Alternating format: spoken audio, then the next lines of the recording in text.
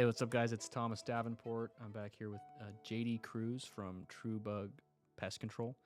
He's actually in my ward, and he owns and runs a pest control company in Fresno.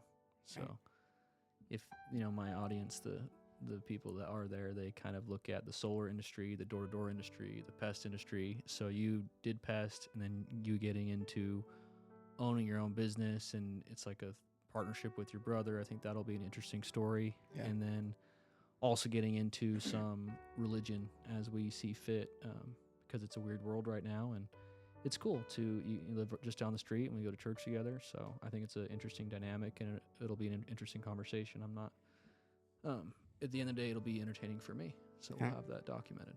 Yeah, man. Thanks for having me here. I'm excited to talk about these things. I think it's all related. Business, religion. So I saw a quote today. It was like, business is all spiritual. It's like this guy that, like, I'm getting all these guys in my DMs that coach either physical fitness or like business mentorship stuff, and they're like, business is spiritual. And I'm like, it is. It's like, it's been a really spiritual journey for me. Sometimes, and I had this other conversation with my dad. He's like, it's frustrating that people that seem to become stake presidents in the church are always rich, Yeah. And he's like, money doesn't have anything to do with spirituality. And I thought about that, and I was like, I think it does have something to do with spirituality. Yeah, I'd agree with that. Certainly my journey with money has been spiritual. If anything, just because you have to choose what you're worshiping. Is it the money? Is it God? What's your number one? I'll leave you open for just a quick update. We don't know who you are. My audience doesn't know you. Just assume that, and kind of tell us your story of, I think your mission, your marriage is relevant. Kind of what, after your mission, why did you do door to door? Is that what you did? And then when you did door to door, how did you end up owning and running and doing everything you're doing right now with Pest? Why did you choose Pest? All that type of stuff. Yeah. Dang. Okay. Is it you want me to go into like my faith background as well? Because I think that is probably the most important thing. Yeah, I think it's kind of like hey, I'm serving a mission, I'm getting home. What am I going to do after that question? Okay, so from my mission. Yeah. So, you're a convert, aren't you? No.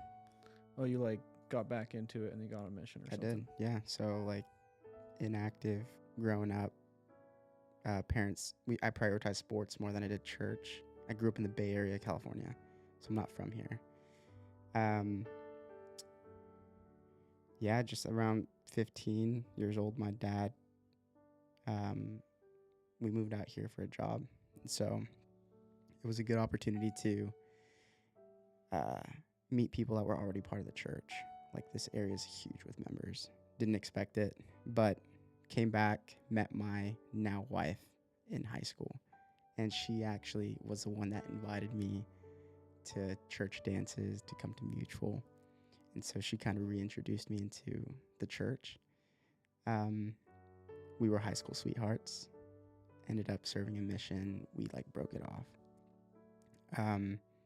So I was able to have my own personal conversion experiences throughout the mission, before the mission. And then after, I always felt like my priority would be starting a family.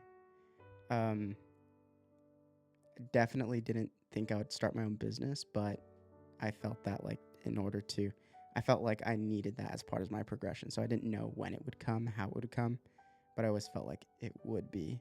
And on my mission president even said, it's so funny. He said, what do you like to do? I said, I like being outside. He said, okay. It's like, I actually see you running your own business, and I think that you should go into landscaping. And so I came back from my mission. I did end up going into landscaping. That was my first job back from my mission. A member brought me into landscaping, and I was just digging up trenches, laying down sprinklers.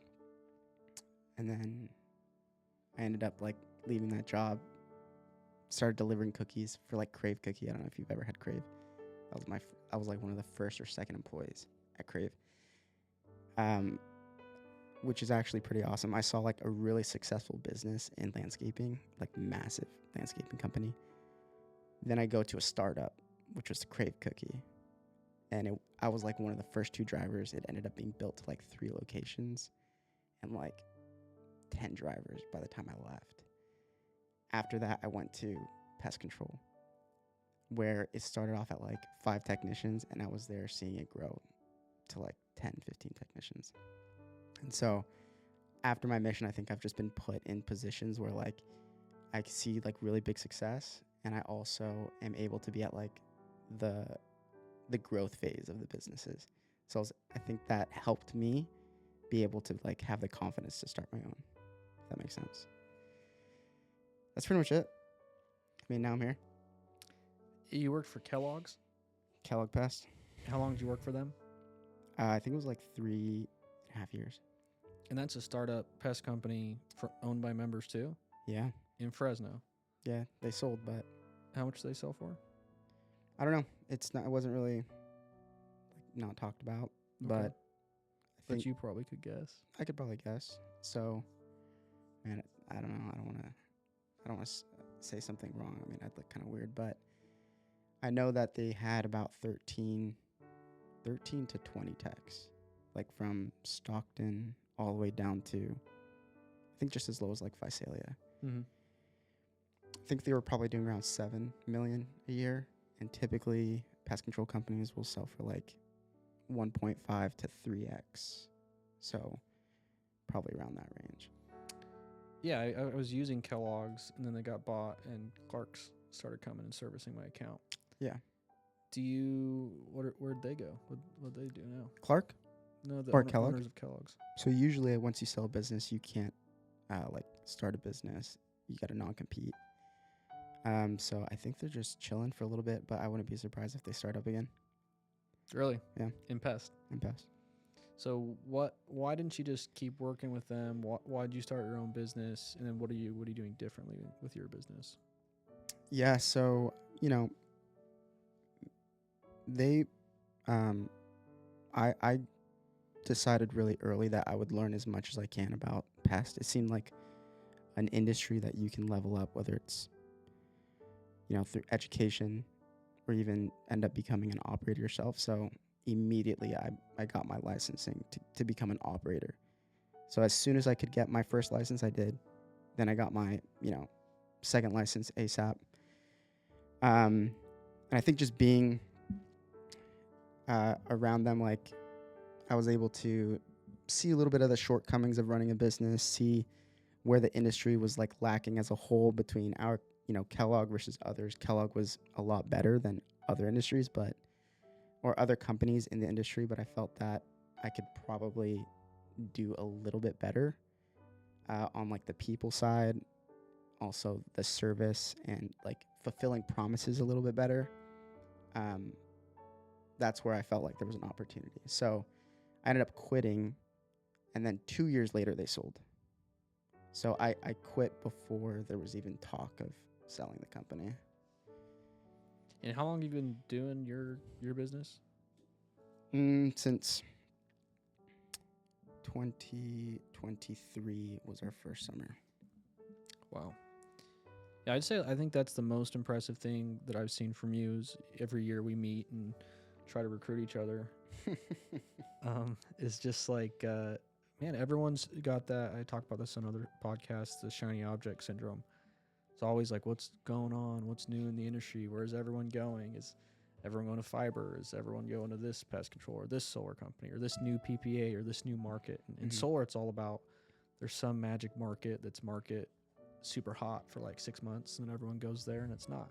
And there's just two types of people I've found and this is like most everything. There's the guys that are just chasing the Ponzi and they want to get in early, then it shoots up and they get out. As long as you get out, then you're fine, you know. And you get lucky, like I had an opportunity in Midland, Texas, where I got lucky. We were having 3-day installs. It was easy. It was a really niche time where the interest rates were really low. Everyone wanted solar, and we were making $60,000 a month. And I was with some guys there, and it's like they started to think I make $60,000 a month. That's what my skills are worth. Yeah. But really, they just got in at the right time of an organization that later came down, and then everyone was broke. But they got in, got out, and now they were like, how am I going to make $50,000 a month the rest of my life? Because that's what I'm worth. Yeah, really, you got lucky. So how have you stayed focused on a vision this big for this long? You're 3 years in, and I'm sure there's been a lot of pressure It's really hard to do that in California. Mm-hmm. What's kind of like your mindset that's allowed you to shoot for longer term goals rather than like a short term? You could probably go out and make more money every summer, and you're It's choosing true. the long term. Yeah, I think you just have, like, I'm committed to the industry. I'm not committed to the quick growth. I'm not committed to the money. Like, I think me being committed to the industry as a whole, it's been an industry that has existed forever and it will exist forever. So, like, why would I hop around and, like, try to make as much money as I can every single year when I can just, like, literally commit to the industry and compete with the big guys and just, like, slowly, like, build my business and just commit to servicing people, like, as long as I can. Like, I'm not here to make a lot of money. That was a trend in solar, and I did do solar, but I don't even know. Maybe it's a skill issue. Like, I didn't think that I could ever go to a company and just, like, bang out 100K in a summer or a year. Like, I don't know if that was, like, a limitation of mine, but I was never interested in doing that. So I don't know. Maybe it's I failed at, like, selling pest, like, my first time. I realized ops is my strength, but there's not as much money in ops. So maybe it's just my personality too, being in ops. I'm not, like, built for that, like high fluctuation of making money in a short amount of time. When you say you failed selling pests, what do you mean by that? Like, what did failure look like to you, and what did you learn from that? Yeah, I think just, like, you kind of have to you have to be built for sales, like, especially door to door. You have to be, like, really okay with rejection. I've always been horrible with it, like, honestly. I like to, like, I was better at solar sales because, like, it was a relationship based sale, but to have, like, a happy face door after door, like, that to me was a failure, that I couldn't do what the best were able to do. Like, my brother did past, like, my brother does obviously sells past, and he is, like, really good. My partner is really good at sales. They both did solar, and I did better than them. So it's like, I think it's a type of sale, and so I'm not happy that I didn't succeed at the type of sale that pest control required, if that makes sense. Yeah. So finding out that, pest control sales, and I hear you, it's very transactional. Yeah. You can't remember your customers' names even hardly. It's Yeah. just your job to be an actor and put on a show and get that credit card and close the deal. Exactly. And even, I sold security for a bit. It's like, I want to be able to, like, because these guys are going to call you. Honestly, whether you sell them pest or solar, you're their sales rep, they might call you in a year. Yeah. And if they're actually going to have a good experience. And if it's pest control, it's like, I can't afford to talk to you. Like, I was just paid to sign you up. The only way I make money is signing more people up. Yeah. That's one of the reasons I like solar. It's like, you got my phone number. Call me. I got an email today from some lady named Nancy in Visalia that was wondering why she had a true-up bill in January. She's wondering if her system works, if her AC disconnect's working. I'm like, it's been foggy. It's been foggy, yeah. The solar's not going to cover your usage in the winter. Yeah. You like that, just the relationship aspect of it, that they can call you, like, personally, Yeah, I mean, I think we've done 500 installs ever. It's huge. So, like, that's not that many people. They can all hit me up, and it's not like I'm just doing nothing but talking to people. Right. A great pest rep will sign up 500 people in one summer. In the summer, yeah. So, why did you choose pest? Like, finding that sales wasn't necessarily your calling. What did you like about pest and operating in pest? Man, I don't know. I think it's just the like, what's required, I think, to be good in pest is just kind of what I felt like aligns most with me. And, growing up, a little bit about my history is actually funny. Growing up, I was, like, obsessed with bugs. Like, my brother would be practicing baseball, and I would be, like, digging in the dirt for ants. Or I would be, like, looking for bees and where they're, like, going. And now you kill them. For a living. I cope, dude. But I just think it's crazy that, like, that was who I was as a little kid. And now I deal with bugs all the time. Like I was also really, I loved biology, human biology, in like elementary, middle school, high school. I loved learning about like the functions of the body. And I think like being a doctor was like one path that I saw myself doing, but it was just way too rigorous. But I'm happy that I have like a small like piece of that, learning about like the bugs. I'm bugging out, right? Like How to kill them. how to How to keep dude, them. I've got a like a respect for nature and bugs, but I do know that like, you know, there's a market for making sure bugs don't get inside your house. I personally don't like bugs in my house, even though I like bugs and I respect it. But I have your service at my house. I don't know if you guys have come by recently, because I think I swapped my credit card and I need to give you guys a new card. yeah, dude, running up a bill, dude. You can grab the CC after this. But I will tell you that my wife keeps seeing black widows under the benches. It's like the only spider that we see. I mean, this is outside. You know, I don't see any inside. Bro, you gotta call us out, man. But what are you gonna do? Spray the bench? Yes.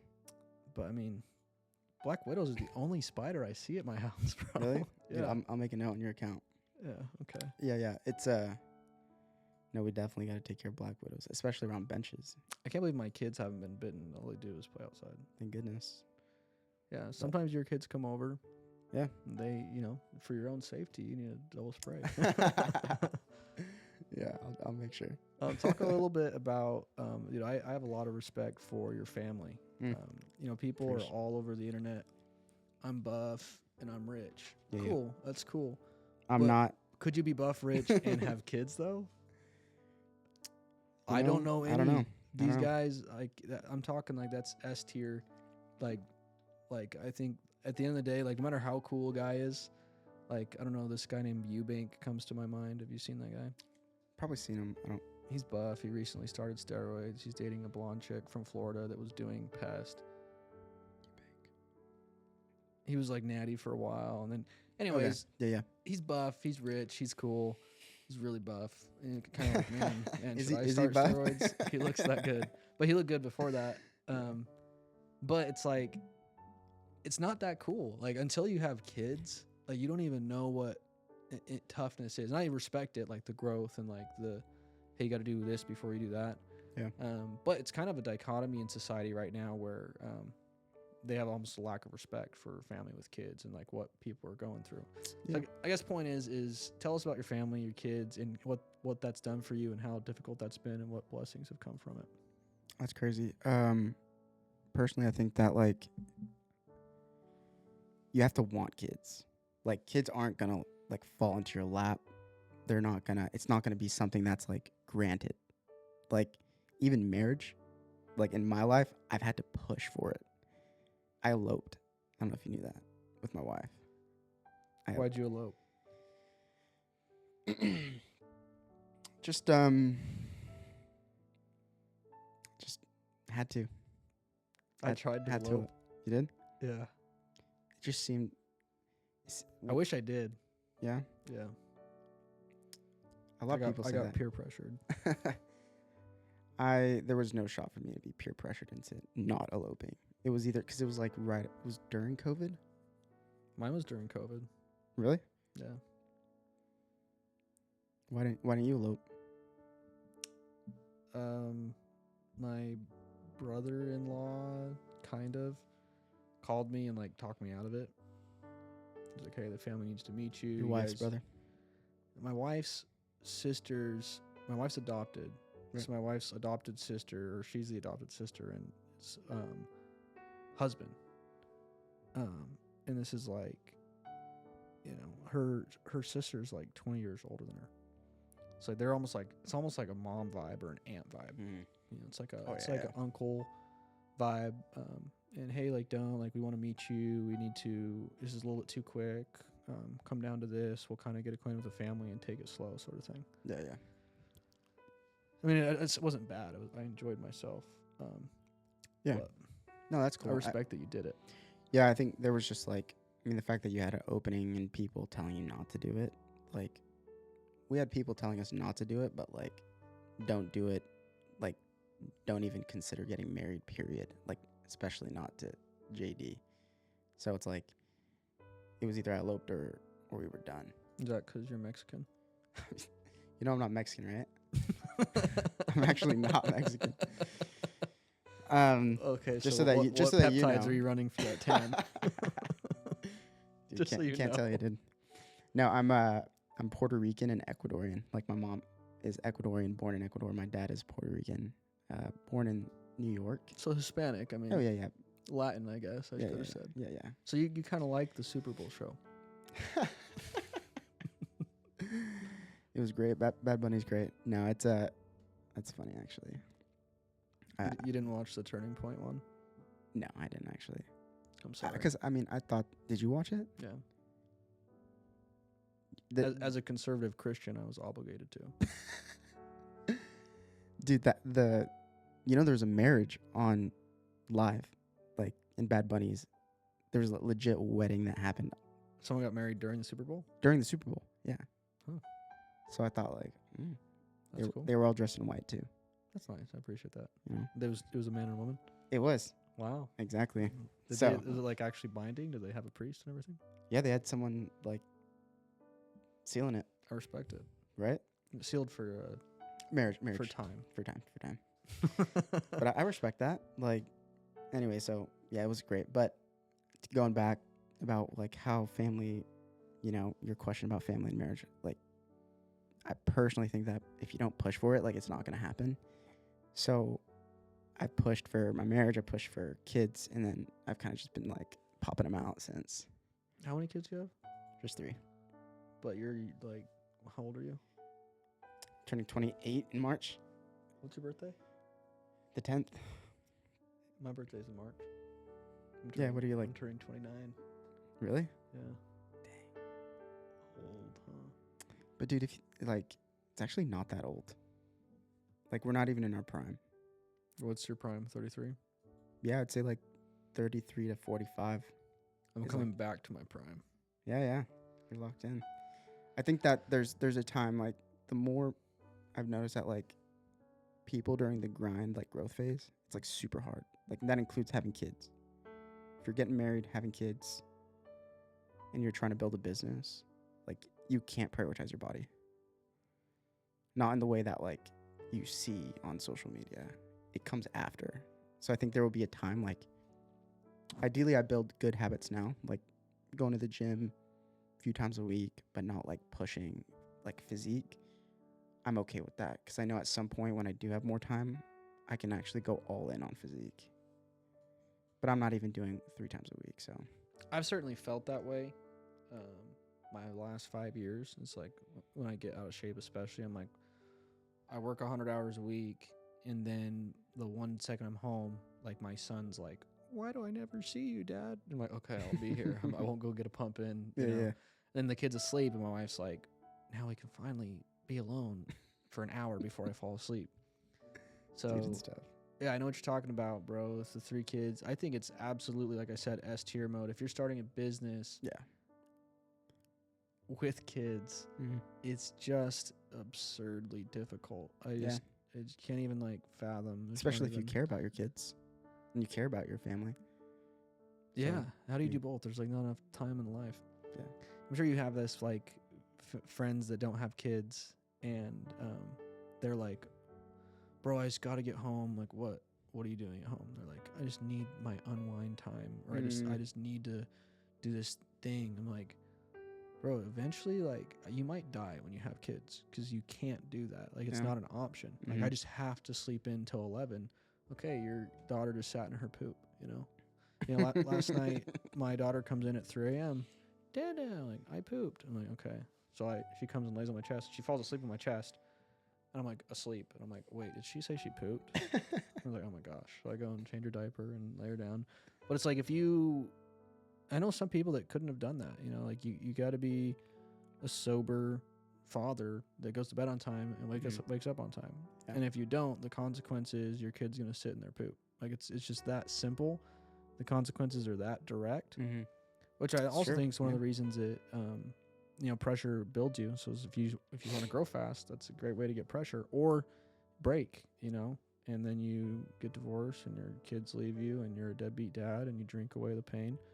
Yeah. I feel that I could do that any day. I won't, but like I could totally, like, I don't have any judgment for fathers that can't do it. Like, I get it. It's like, it's really hard to do this all the time. Yeah. And it's never enough. I mean, I love my wife. She kind of takes care of a lot of that stuff for me. Like, I wouldn't be able to have the headspace to, like, run my business if I didn't feel like my wife was carrying, like, most of the weight at home. So. Your wife's a trooper. Yeah, she's awesome. My wife's cool. My wife's a trooper. Oh, your wife's awesome, too. But Samin's cool. She's just, I think. She's a good mom. Yeah, I think, like, we need that from our wives, and definitely we got to be, I guess, personal opinion, got to be a little bit better at making sure our wives know that. Yeah, I hear you. My wife's pregnant. Yes. So dude, that's crazy. It's like nothing I say is heard. I feel like I'm really appreciative of you, but it's like, I don't know. It's like there's no way I could communicate in equivalence to how much she's actually going through. My wife's like still throwing up every morning at 4 a.m. Wow. She's been doing that for 8 months now. Wow. Yeah. So it's like it's hard on her. Yeah. Because usually it's like a 1 to 2 month period. But right. Oh, I have morning sickness for the first trimester, but like that doesn't stop the whole time. And then you don't ever get sleep because you're throwing up every night, and it's just like compounded. And then you, when I throw up, and when I'm sick, I'm rude to everyone. Yeah. You'll know it. I'll be like, don't talk to me. Yeah. But when I get home from work and she's been throwing up all day and slept for 3 hours because she was throwing up all night, it's like, I need you to, I want to feel relaxed. I want to come home and enjoy being home. Yeah. But it's just like, it's a hard dichotomy. You get home from work and like there's stuff that needs to be done at home. Mm-hmm.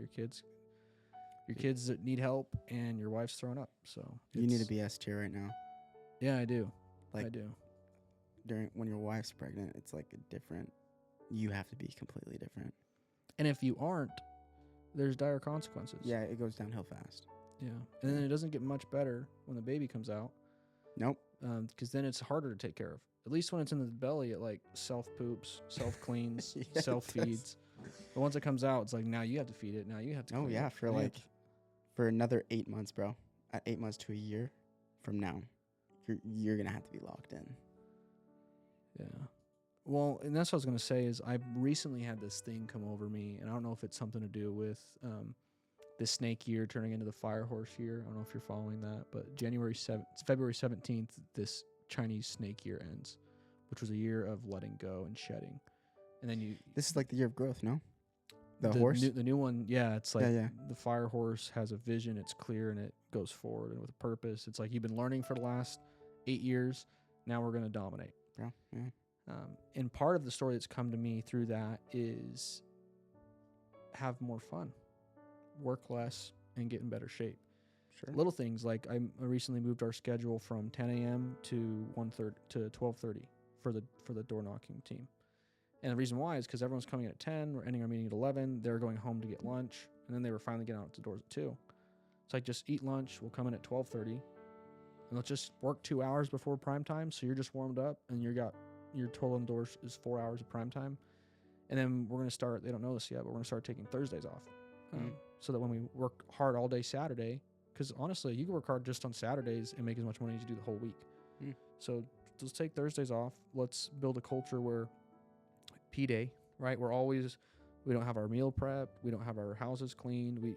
There's always this like scattered feeling. And so the idea there is that by sharpening the axe, we'll cut a lot more trees rather than just keep swinging with our dented axe. And we'll build memories, because it's not just work that's going to keep guys around. It's also like, hey, we went up to Three Rivers, we went up to Yosemite, we went up to Millerton, like we went up to Shaver. There's a culture of memories that you make, and that brings you together as brothers and bonds the cohesion even better, keeps the guys you want.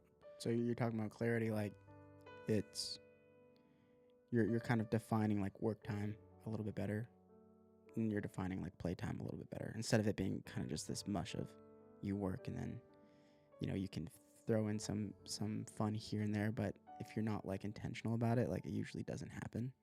So you kind of have to like be kind of really clear on what is designated work time, what's designated like playtime.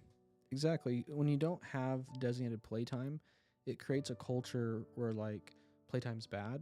Yeah. And like, why are you not working? Why are you being lazy? And then when you have a culture where you don't, and this is a really important thing. I think about this is a problem with the church as well, by the way, but it's like, you have to teach people how to have fun. Yeah. Right. It's not enough for me to show up on my trainings and be like, stop doing drugs, stop sleeping in, stop eating like crap, stop not working out, like lock in and get to work. Yeah. It's got to be like, hey, I know you grew up in a lame house where all they do is smoke and play video games.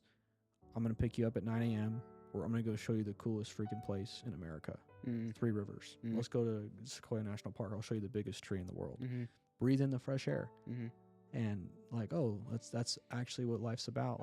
Like it's just as important to show people how to live and just be always scolding. Like, I'm sure you feel that in the church. It's like, it's very masculine. It's always don't. And that's, the church is totally moving that direction, right? We tried to move more toward principle based, and I do feel like that's definitely the spirit of the brethren. But shifting church culture takes a long time. It's a big boat. Yeah, that makes sense. Yeah, totally makes sense. I think I struggle with it. Like, what am I working for? Like, I'm grinding, and I feel good that I'm grinding. I feel like fulfilled in my grind, but am I being intentional enough about what I'm doing this for? Like, am I intentionally planning vacations? I've heard life is actually made on vacation. Like, the more successful you get, people actually remember their vacations and their time away from work as like what the happiness that they experience in life. So if I'm at home and I'm just working, but I'm not creating memories with my kids outside, like, what am I going to remember the most? Unfortunately, it would be just my grind. So I really have to be intentional about living life through vacations. That's like my next thing. So I think that's really important, that you are intentional about the fun, the exploration, the, weightless experience of exploration. I think that's really important. And I think it goes, I don't know, I'm testing this because I've had the same hypothesis that you have, that I just simply can't afford to focus on my health like a bodybuilder can or a influencer can. But my thesis is that I can. And I've been going to the gym every day for like 2 months now. And then just yesterday I decided I'm just going to go ahead and I go for about an hour. I'm going to go ahead and go for an hour and a half. And I'm going to add that daily cardio in because I just have that fat around my midsection that I hate. I'm like, why do I have this? It also messes with my testosterone. It messes with my hormones. It's like a negative feedback loop. That visceral fat tells your body to store more fat and tells your body to not produce testosterone and pushes out more estrogen. So I'm like, I really got to get that out. I got to target it. And my theory is that if I just lock in and prioritize, I'm going to get an extra 40 minutes in every day, and I lose that visceral fat, and my testosterone goes back up. Because right now my testosterone's like borderline. You get it checked and stuff? Hypogonadism. It's like 280, 350 is the highest I've seen. And I'm taking like enclomiphene, which is supposed to boost it up naturally, and Kispeptin, which is supposed to help, but it still hasn't gone up. So I keep talking to doctors, and they're like, you should just do TRT. And I'm like tempted, but I want to do everything I can before I do that. Is the testosterone, it's more like hormonal kind of, it's just like focus based, but also helps you like achieve more in the gym with the time that you are putting in? It's kind of like, well, if you have low testosterone, you're going to be low energy, you're going to be low libido, you're going to store fat, and your muscle, you won't be able to put your muscle on. So even if you're getting your protein in, which I do, like I kind of plateau. Like I just can't get much stronger. I'm not, it's like you have a lower cap on, like, this is as big as you get if you're a girl, if you have girl testosterone. Yeah. If you want to get bigger, you'd have to have man testosterone. Do you have girl testosterone? It's not that bad. I think girl testosterone's like 80 and mine's like 280. But some guys I talk to, they're like, yeah, that means you basically don't have any, bro. Like, how do you do it? And it's like, no, I don't do it. It's awful. But like, yeah, you just won't. If good testosterone for a 28-year-old, you should have like 700, 1,000. Really? Yeah. And if Wow. you had that, you would go to the gym and put on muscle naturally. Wow, dude. You wouldn't keep fat around your midsection. Mhm. You'd stay a little more focused. You'd be a little more locked in all the time. Dang. And really just the muscle and fat. That's all I got to hear. I'll do everything I can. So I'm going all in on like as much natural optimization as you could possibly have. But if I don't get it up, if I go and test it in 30 days, 60 days, and it's still less than 400, I'll probably hop on TRT. The Nice. downside is you have to do it the rest of your life pretty much. Oh, really? Yeah, and you go infertile. And your What? voice gets higher. And your balls If you stop taking it after taking it, I've heard you can get back up, like people. like naturally. Yeah, and the guy's argument, the big buff guy that is like my health trainer dude, that's on the Zoom podcast, and he just looks like Hercules, and he's like, bro, once you get on TRT, it's gonna be the best money you ever spent. You know, I'm like, okay. But I go to the gym, I see, dude, you don't go to Trinity, I don't know. bro. I've thought about it. You're so blessed. You live as close to Trinity as any man could ever want to be. I could walk to Trinity in like 5 minutes. It's like the type of gym. I used to go to Planet Fitness because it's cheap.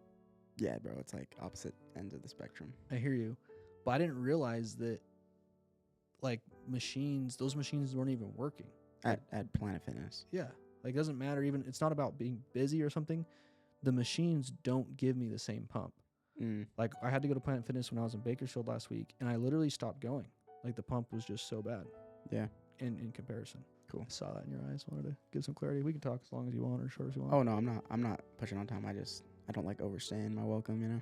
Yeah, I hate people who do that. I know you Respectfully. do. I know you do. You do? It just pisses me off. I hate people that aren't punctual. Oh yeah. Oh dude. I don't hate them, but when they're doing it, I have anger in my heart. I just think it's beta.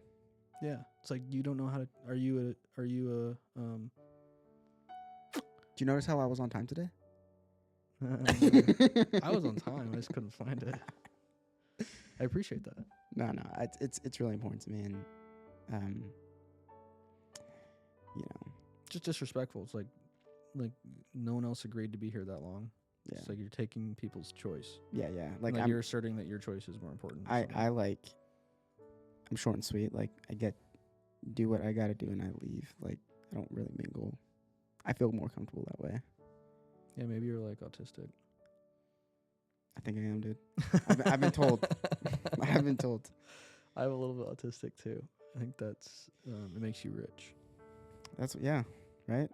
I think that's so funny. I'm really autistic with sounds lately. It's like getting worse. Sounds. Yeah, like I'm laying in my bed and my wife left the fan on, I won't be able to relax. The fan, really? Yeah, or if I'm leading a meeting and someone's tinkering around in the back, or like people are walking in and out, like noises. I guess I'm like there's 3 types of people. You could be kinesthetic, visual, or auditory. I'm definitely an auditory person. If my sounds aren't feng shui, it's like, ooh, and it's like the more I talk about it, the more I recognize it. It's like the worse it gets. man. So like, the more you create your environment, like you're gonna need to control sounds. That's tough. I'm not like, oh, I can't focus. I'm not like, I'm starting to notice. It's funny. My buddy Dylan Chang actually told me that. I told him I was like, you're autistic. And he was like, you're autistic. Have you seen how you act around sounds? Around sounds? He said it to me. And That's I was wild. like, I've never considered that I'm like autistically sound. And maybe we're just being offensive to whoever's actually autistic. But then I kind of started listening and paying attention. And I was like, it does mess with my focus. And it really does help me if I have some headphones on, or if I have some cool study beats. I can really get in the rhythm. Mm-hmm. If I'm trying to study and my phone's like ding, or like someone's alarm goes off, or I'm getting calls, I can't get into flow. Yeah. That's I think that's pretty interesting. I think sounds. I grew up in like a super loud household, like yelling, like traumatizing yelling. But sorry. So I think sounds. I'm on the opposite side of sounds. I think I just need like, I don't know, predictability and personalities. Like that's what I need around. Because I'm not a very predictable personality either. Like, that's kind of why I married my wife. Does that make me, like, autistic? I don't know. I think that like autism might just be like an expression of humanity. Like we have our own personal preferences. Like my dog's autistic, you know. I think autistic's like just a lack of conforming to everything almost. Yeah. It's like you have a tick, you have personal feelings, and you're not just like smashing yourself into a box. But there are peptides that can help you if you're really autistic. You know what's crazy? Talking about like what we put in our body. I did keto for like 2 weeks, and it low-key changed my perception of like food. And I was like the most locked in. My sleep was like insane. My energy levels were like insane. Like they weren't like great. Steady. They were just steady. Like they weren't bad, but they weren't good. No crash. No crash. I would go to sleep at like 10 and like fall asleep within like 10 minutes. Wake up, and a lot of times I wake up and I'm groggy if I've had like ice cream the night before, because I'd eat ice cream at night. But I don't, that never happened. And so I think keto's the way to go. They just dropped, who's the guy that does the health stuff and he's buff? He's Trump's guy, JFK. Yeah. He recently just posted that you can treat ADHD with keto. Dude. And like kids keto, you know? And it's like I was in West Point and I went in for ADHD and because I was falling asleep in class, and they gave me Ritalin and Adderall.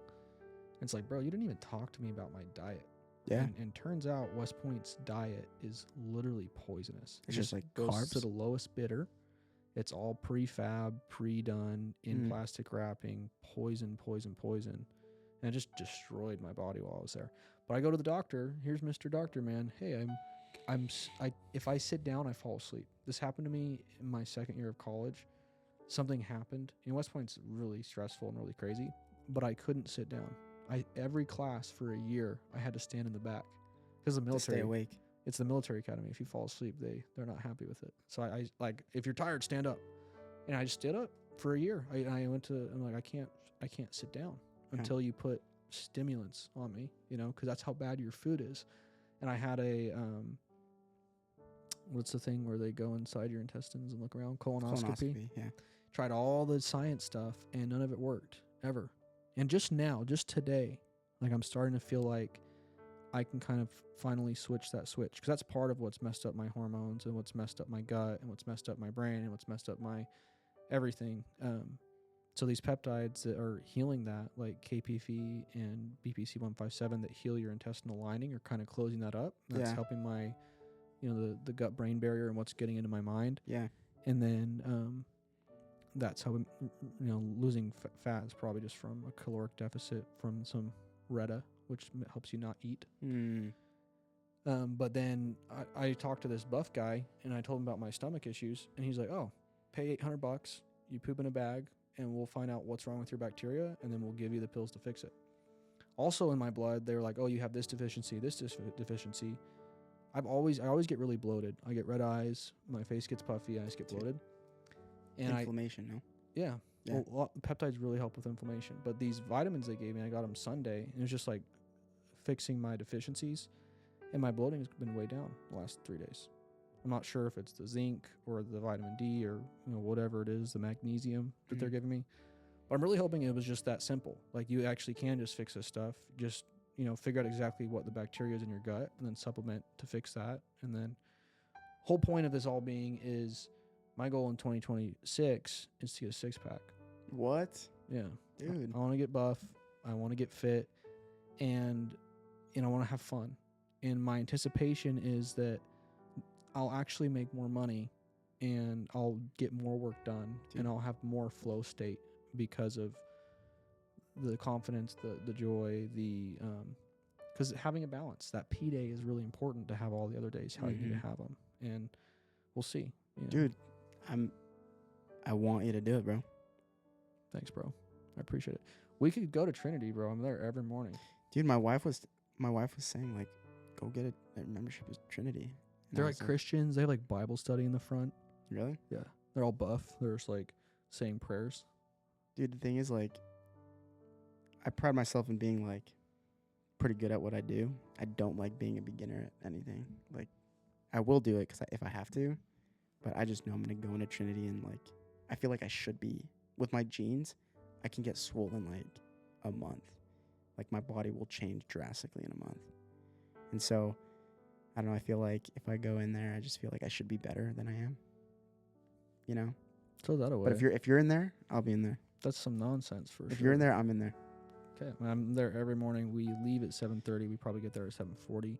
And we like leave around 9:15. Dude, that's my schedule. But yeah, you could come to Trinity, and then if you want, you know, I can't really invite you, but I can and I will. But we've been going to the Freemason meetings, and they've been pretty cool. Dude, we gotta talk about that. We gotta talk about that, dude. Bro, it's so fun. They're just these old dudes. Bro, you're not allowed to invite me, bro. I didn't invite you. I'm just telling you about it. Okay. I said I want you to come to the barbecue. I can't invite you to that. There's a barbecue like once a month. How are you going? I just invited myself. I emailed them. I said, "Where's the closest lodge?" No way. Yeah. And they referred me to this one because it's these guys that they're older, and it looks like it skipped a generation. Like they were really down in the 60s or something, and then like the last 30 years, everyone was kind of like, eh. So they're just like, we come in, they're super thankful that we're there.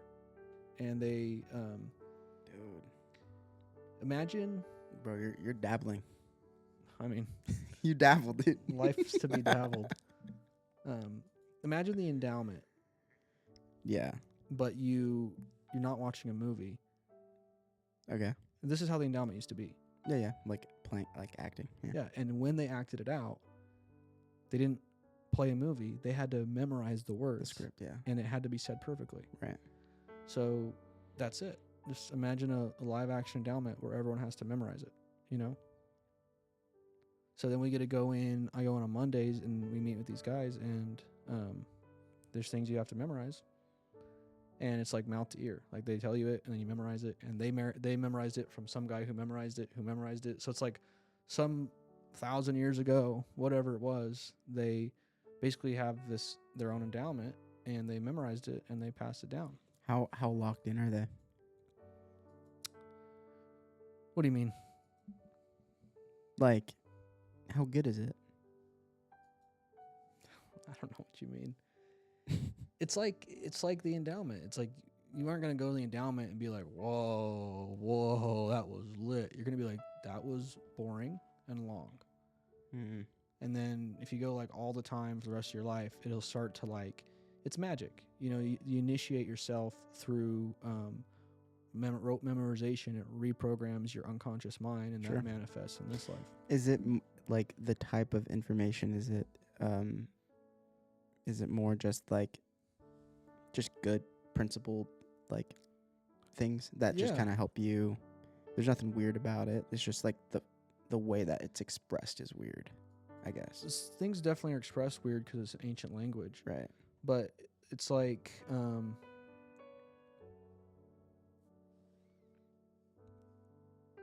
it's like if you dig into our doctrine, you can get as weird as you want. You know, I posted a video today. What did I post it about? Oh, it's me talking on a podcast about how the church is going to become more feminine. And someone commented. You think that? Yeah. Oh, dude. You misunderstand. That's a topic for another discussion. I got time, but you misunderstand what I'm saying. I understand what you think I'm saying. I'm not saying girls are going to get the priesthood. No, I'm not. I don't think you say that. I just think that you think that like leadership is going to nothing to do with leaders. No. So the church right now is masculine. It will. Yeah. Okay. Sure. God is masculine. No. God is a perfect balance of masculinity and femininity. Sure. Okay. Yeah. Okay. And right now the church is just masculine. And what I mean by that is the truth is, imagine a beautiful painting. Yeah. And then you cross-section it and you only describe it on a 2D dimension. Yeah. That's what the church is right now. I'm following. Yeah. We're seeking to describe a 3-dimensional thing that we can experience. Sure. Through a 2D flat experience with masculinity. So it's all straight lines. It's all boxes. It's all rigid. As the fullness of the gospel is restored, it's going to become curvy. It's going to become magical. It's going to become beautiful. It's going to become musical. And God will go from being a logical thing to be understood to being a emotional feeling to be experienced. You don't think that exists now? It certainly does. But the church structure, and the brethren are tapped in, make no mistake. But the church structure, and the farther you get out from the brethren, the more and more it's just a masculine replication that's missing the divine feminine. Okay, so you think like the outskirts of like the church, which is what we participate in, that is more masculine, but as you get closer to like top leadership, that's more of a balanced like approach towards the church. Absolutely. Okay. Yeah. Interesting. Okay. Yeah, we're living like a reflection, a cultural reflection of the truth. In the same way that the Sadducees and the Pharisees in Jesus' time, they were like living just a reflection of what Isaiah had taught them. Isaiah, I promise you, he knew all of God. He'd experienced God. But in somewhere in interpretation and what they were actually living in their traditions, it became very rigid. It became very, and that's why Jesus said, "You hypocrites, you straighten an gnat and you swallow a camel. You dot your I's and cross your T's, but you forget the weightier matters of the law, like justice and mercy."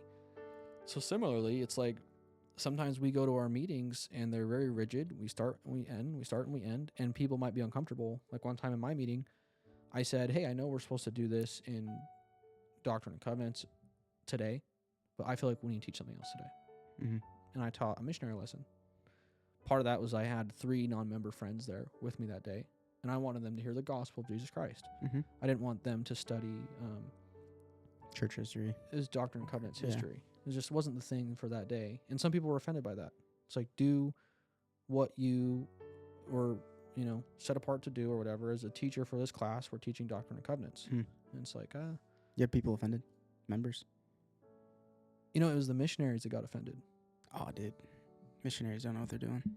I love missionaries, and a lot of times I feel like they're more tapped in than members are. But missionaries are like the most cutting edge of this problem of over rigidity. I think that before the church changes, the missionary program will.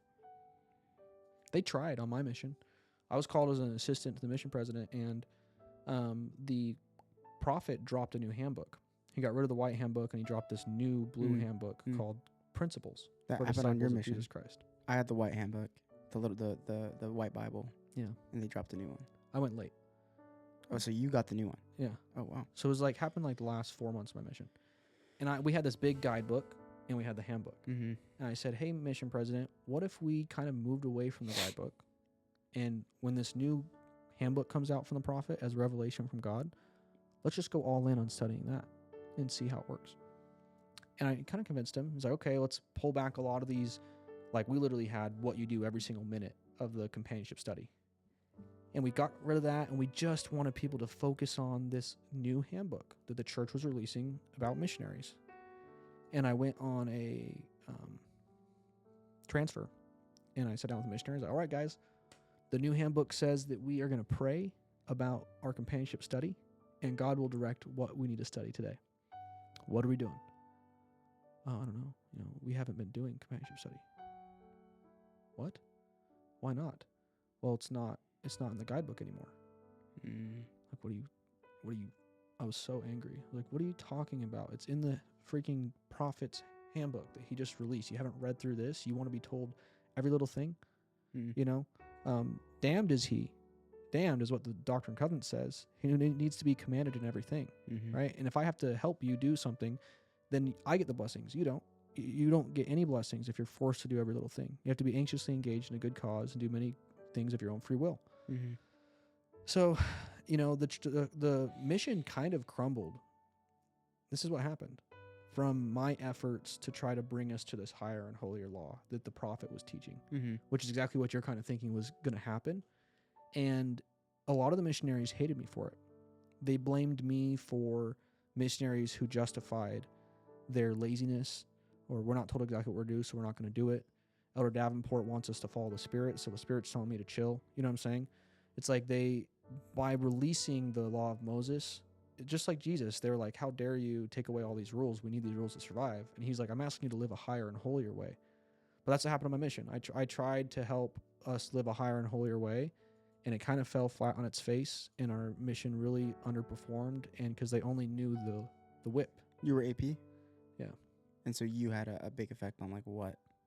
I think the mission culture. We swapped mission presidents at the time. So like I literally trained a new mission president. And I was like, hey, we're getting this new handbook. Let's shift the culture to what the prophet's trying to do. And of course that sounds great to the mission president. What I think I didn't realize is that most of my mission was like Polynesians and stuff. And they grew up in a very strict and rigid house. And so when you take back rigidity from people who were born with it, they're not like, oh, now's my time to finally live the higher and holier law. They just take advantage of it. But my point is that I don't know how it's going to happen because I tried to personally implement some of the changes the prophet was making, and it blew up in my face. And to this day, like, people be like, oh, Elder Davenport, he's so dodgy. He's so dodgy. He got rid of the guidebook, and he gave us a different album. He gave us all the sorts of songs that were approved.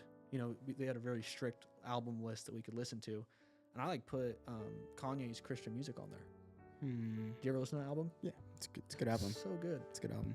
But some people were like, that's just so wrong. You know, missionaries should never listen to this. And little things like that. It's like, I don't think God's worried about that. I think a lot of the things that, especially talking to you like personally, I think, and me as well, a lot of the things that we learned by the Spirit, outside of like policy or outside of like common social norms, they cannot be taught widespread. And that is the history of the church. Things that were revealed can't be done widespread because of man. And for that reason, femininity is capped in the church. That's why masculinity only makes sense to man. But on a personal level, we can experience the fullness of the gospel. But from an organizational level, can't be done widespread. And I've accepted that. But that doesn't remove, like, for me to be a full believer, I have to accept both sides of the coin. But I support the masculine because of how I think it is practiced out for the world. That's great. I think that's freaking right on. I love it. I think you're wrong. I don't think you're wrong. It's like God's where he needs to be right now. 2 minutes. Right? Like, I mean, the restoration of all things is unfolding at his pattern and his time. Yeah. There will come a time when someone reads the Book of Mormon and reads of the concourses of angels and the worshipful nature of our church and the miracles, and they will come to our sacrament and they will feel the same way. And that will happen when we start to lead and allow that feminine worshipful spirit, and maybe more singing, maybe it's more looseness. I don't know exactly what it's going to look like. I think what we should do is put our heads together and let's create what we want to see, because I do think that church needs work. But I think what you said is absolutely right. You cannot reveal these things. They have to be revealed only by the Spirit. Yeah. So if that's the case, you kind of have to build. That's the only way you exist in three-dimensional reality, is you build straight lines with the masculinity. Yeah. And then that's the church is so beautiful, is that the feminine seeds can kind of sit up and grow where they need to. And I've never felt the masculine culture pushes against that, but the true priesthood never does. The bishop doesn't, the stake president doesn't, the apostles don't. It's kind of like this like cultural pressure. Yeah, I agree. Well, yeah, thanks for hopping on. Yeah. Hopefully, someone listens to this, and at the end, it's like nuggets in there. It's documentation for me. Like, This is a great conversation, and I would love to have it with 20 people. Yeah. But I'm not going to get the opportunity to do so in my life, But now maybe we just did. Maybe 20 people can have this conversation with us. So we can kind of like grow together and listen together. And this is important. Yeah. Yeah, for me too. So I appreciate you inviting me, bro. Okay. Thank you. Yeah.